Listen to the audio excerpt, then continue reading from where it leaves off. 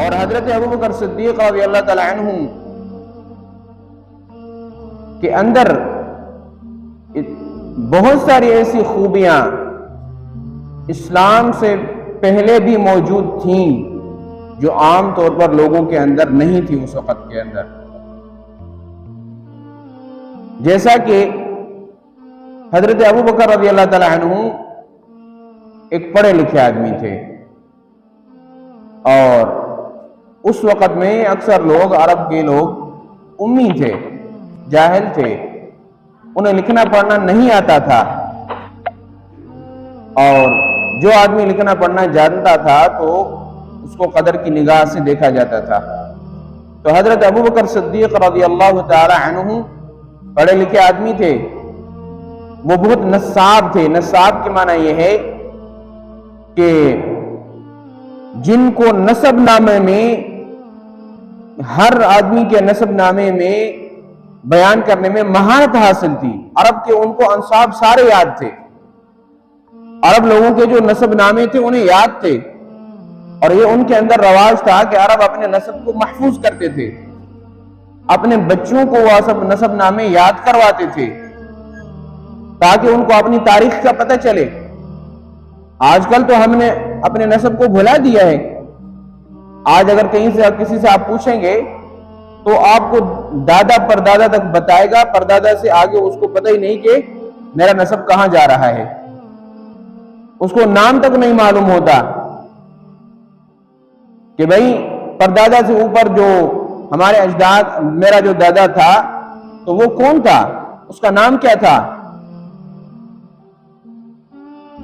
تو اگر کسی کو زیادہ سے زیادہ تیر مار لیا تو 3-4 دادے تک اوپر چلا جائے گا، بس آگے نہیں بتا سکتا. لیکن عرب کے ہاں یہ رواج تھا کہ وہ اپنے نسب کو محفوظ رکھتے تھے، کیونکہ جب آدمی کو نسب کا پتہ ہوتا ہے تو اسے اپنے پوری قبیلے کی تاریخ کا پتہ ہوتا ہے. وہ جانتا ہے کہ بھئی ہمارے قبیلے کے اندر، ہمارے قبیلے والوں پر کون سے حالات آئے، اور ہمارا جو نسب ہے کہاں سے منتقل ہوتا ہوا یہاں آیا ہے، اور ہماری تاریخ کیا ہے. تو حضرت ابوبکر رضی اللہ تعالی عنہ اس فن میں بہت بڑے ماہر تھے. اور دوسری بات یہ ہے کہ قریش کے اندر ان کا بہت بڑا مرتبہ تھا، قریش اس کی بات کو مانتے تھے، حضرت ابوبکر رضی اللہ تعالی عنہ کا انتہائی احترام کرتے تھے. اور تیسری بات یہ تھی کہ حضرت ابوبکر رضی اللہ تعالی عنہ بہت بڑے تاجر بھی تھے. انہوں نے دنیا کے سفر کیے ہوئے تھے، بصرہ کی طرف، شام کی طرف، یمن کی طرف اس کے سفر ہوتے تھے. تو جو آدمی دنیا میں گھومتا ہے نا، دنیا میں چکر لگاتا ہے، تو اسے بہت سارے تجربات حاصل ہوتے ہیں، وہ بہت ساری ثقافتوں کو اور بہت سارے کلچروں کو دیکھ چکا ہوتا ہے، لوگوں کی عادات کو جانتا ہے، تو انہیں اپنے ان اسفار سے تجربہ حاصل ہوتا ہے. تو حضرت ابوبکر رضی اللہ تعالی عنہ اسلام سے پہلے ساری ان چیزوں سے متصف تھے.